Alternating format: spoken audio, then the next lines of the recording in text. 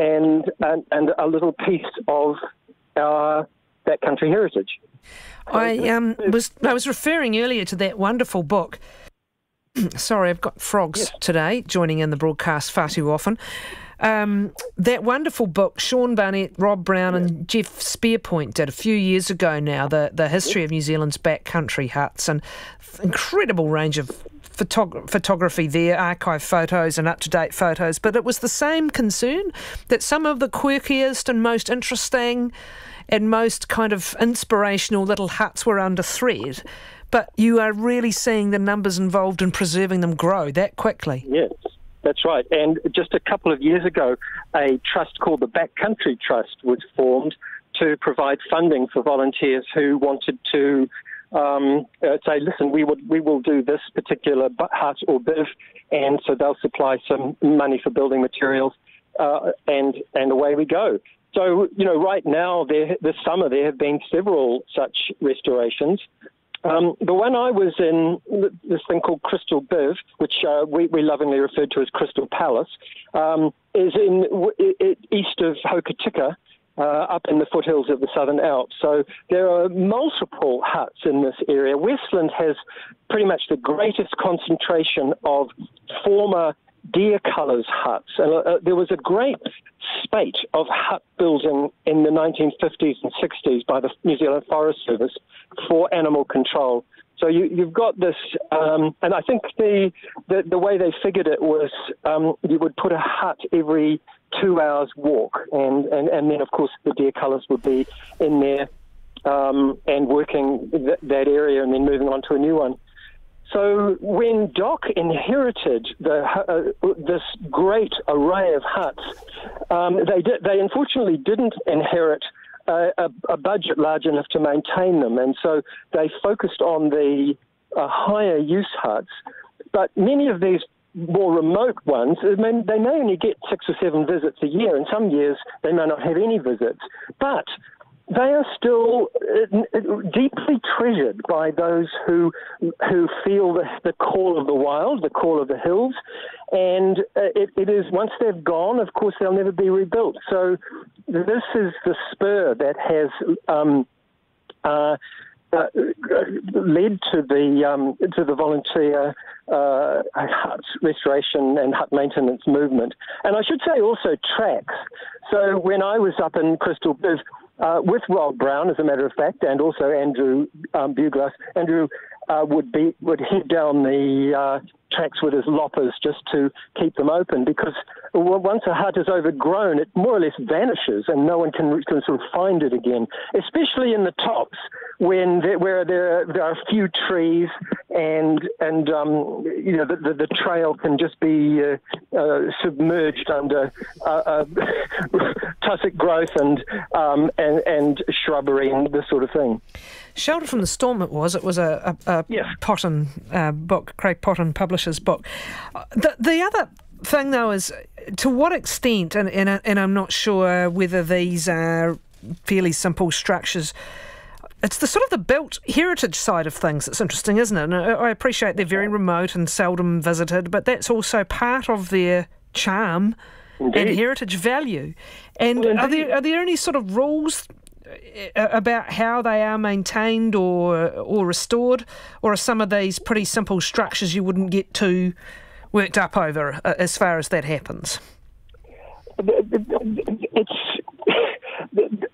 So I think we're coming to a point where there is a desire to retain. It's a delicate balance. One tries to retain the heritage value of these places, the fact that they are time capsules.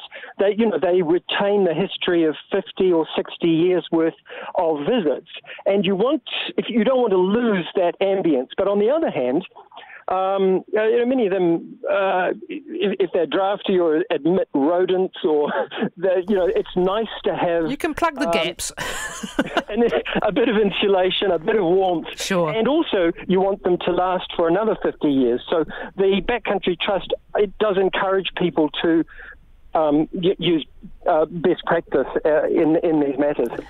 One of the things, it was so lovely to be sung to sleep at night by the frogs in the nearby tarn and then woken up by Kia coming overhead.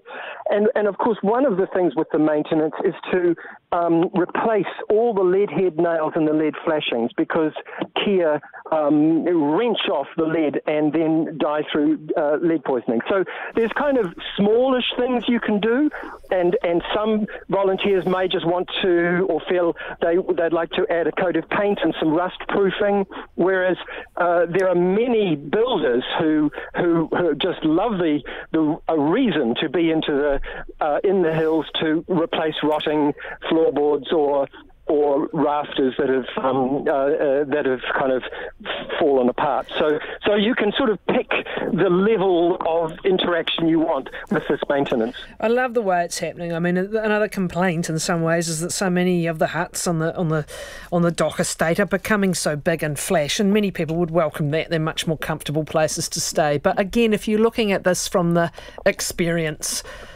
and the experience being meant to be different from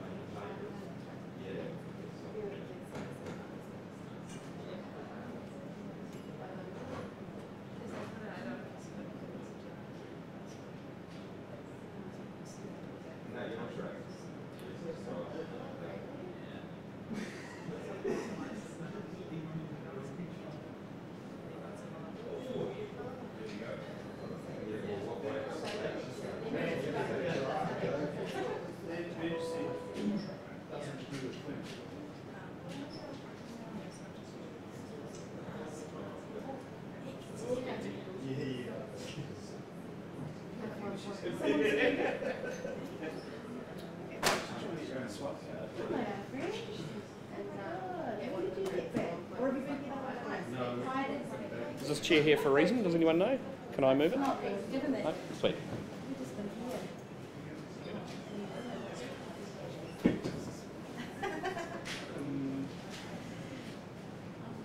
I see there was some more issues. Yeah. They're quite keen to do a little story for you for Southern Queen's social. I talked to Michelle this Oh, morning. yeah. She said that she was going to try and catch up with me today, but if it didn't work, she was going to make it program. Yeah, cool. So she's asked me to do that for you. So, so I see stuff we've done story. Yeah, we'll just tell a live blog. Yeah, okay. Oh, cool. They talked to me yesterday at the end of the meeting last night, and they just said they wanted to get a wee bit of information. I didn't know what it was going to use, but I saw it. Yeah, so they've now published their story, so they've expanded on that, so I'll go away and read that at least. Skill yourself up. What's the best way of getting in touch with? I can give you my number if you want to. Yeah, okay, cool. Are you based around here, or are you in I'm at RNZ at the moment. Okay, I just need to swing on my work if you you'll be, yeah, gotcha. all go, eh?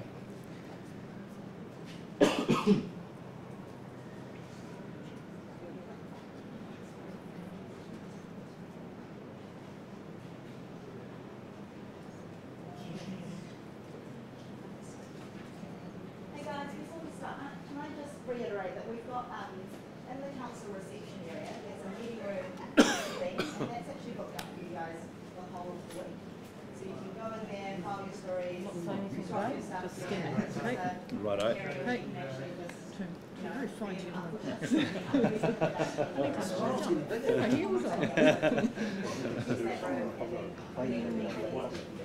This is a small Nelson City Council, isn't it? Oh, that's because I'm keeping them up to make them help them do something useful for you. What you want is disappointment in one, a cloudy edge. No, but you look at an apple, it's nice and red and you bite into it. There are some people that help with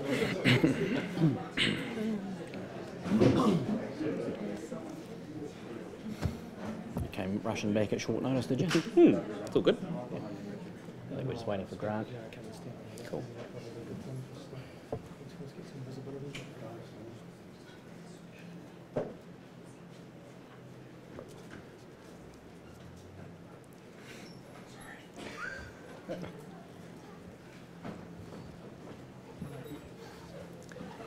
Ladies and gentlemen, good afternoon.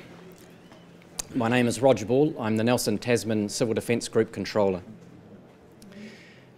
Thanks to the progress that has been made on the fire ground, we are aiming to allow Wakefield residents to return home later today. The final decision on whether this will be made will be at 4 p.m. today. Safety will be the main consideration. The considerations will be the fire behaviour, the weather, the ability of the emergency services to evacuate the town safely and quickly should conditions change. If all the criteria are met so that a decision is made at 4 p.m, Wakefield residents will be able to return from 5 p.m. today. Returning residents need to understand and accept that they will need to be prepared to evacuate again if conditions change. We are still actively planning for Valley residents to be able to return home. At this stage, we are not able to say when that can happen, except that unfortunately it will not be today. These valley areas are a more complex case because, unlike Wakefield, they include areas affected by fire. As a result, the four valleys are a more complex risk scenario and will require more detailed pre-assessment for safety to do with fire, trees and such issues. However, we have continued to enable restricted access for residents of the four valleys today. That has taken place already in some cases, and we will continue to do so on a daily basis, provided the conditions are safe. We know that residents will have some questions about exactly how their return will unfold. If we are able to announce at 4 p.m. that they can go home, we will give more information at that time on the details. That is my statement. My suggestion is that we hold questions for a moment, and I'm going to invite my police colleague to speak to you, and then perhaps together we'll take questions before asking the Mayor to speak to you. Thank you.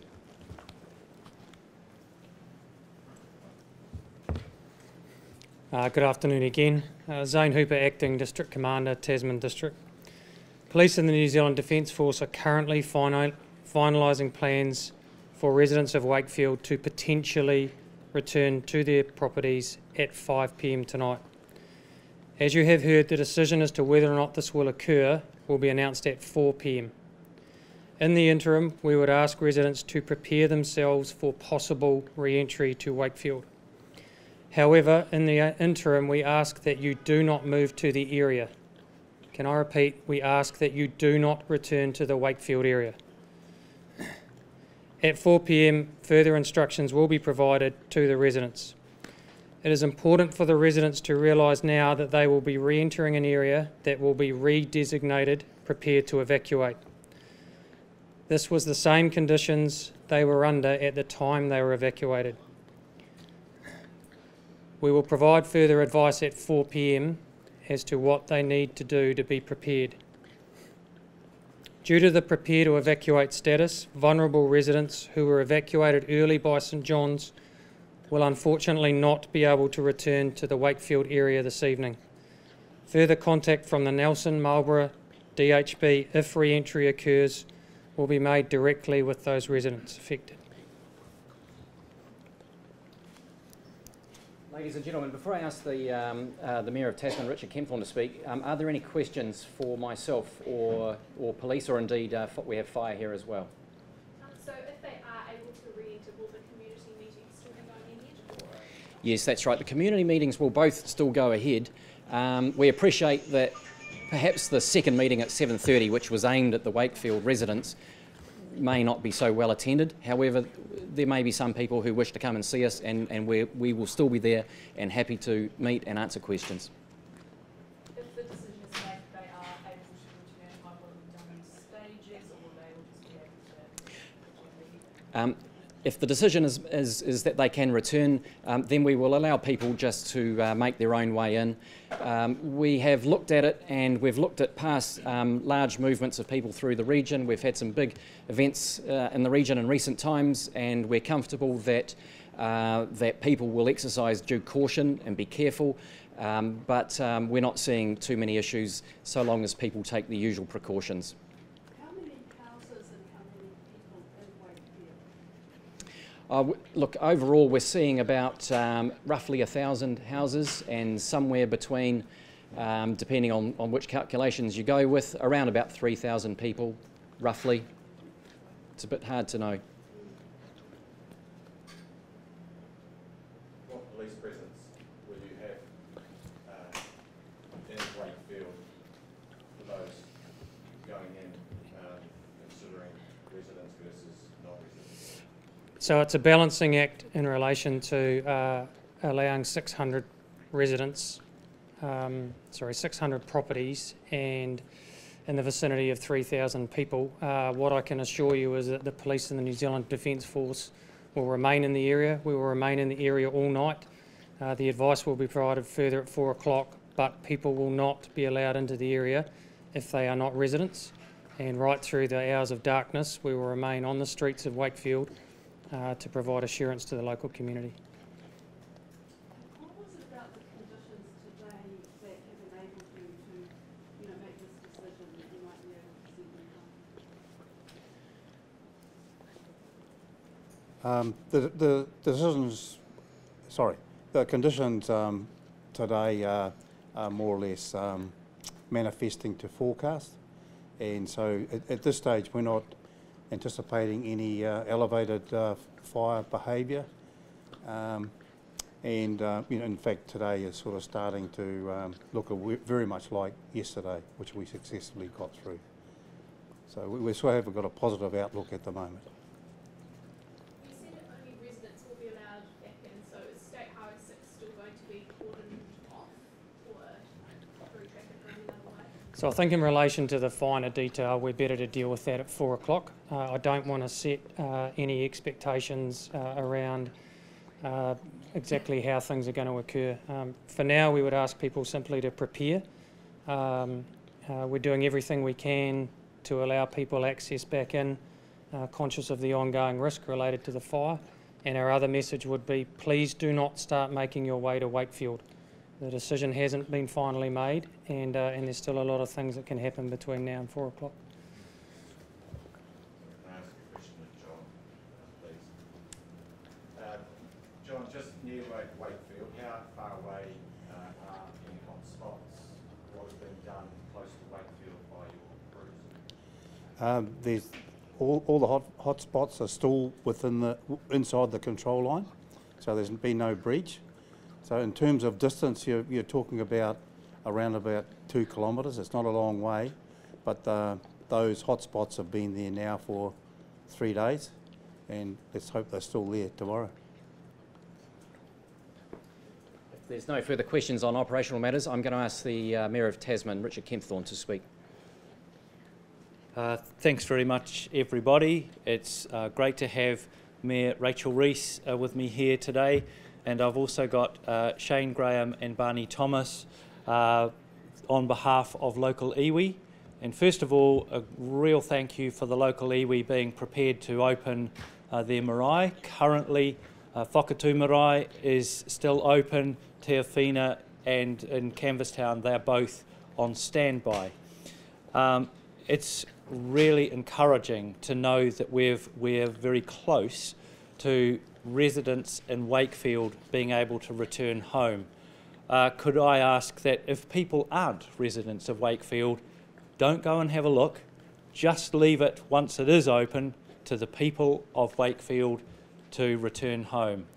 I'm equally aware of the desire for those living in the valleys, of which my family is one of them, to be able to return home, but I'm equally respectful of the fire, FENZ and police of being, and civil defence, of being absolutely firm that it has to be with safety. So please be patient.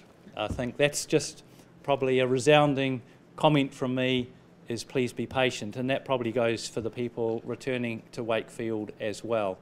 Also reiterating our appreciation for the Ministry of Civil Defence and the tremendous contribution they have made. Minister Farfoy, the Minister of Civil Defence, Minister of MPI, Damien O'Connor, and our local MP, Nick Smith, for the support that they have given. So it's tremendous to get to this stage. We are really looking forward to everybody being able to return home. We know that people really want to go home, but equally it needs to be in safety, in safe conditions. So thank you very much, everybody, and hopefully we'll see you later with good news. Thank you.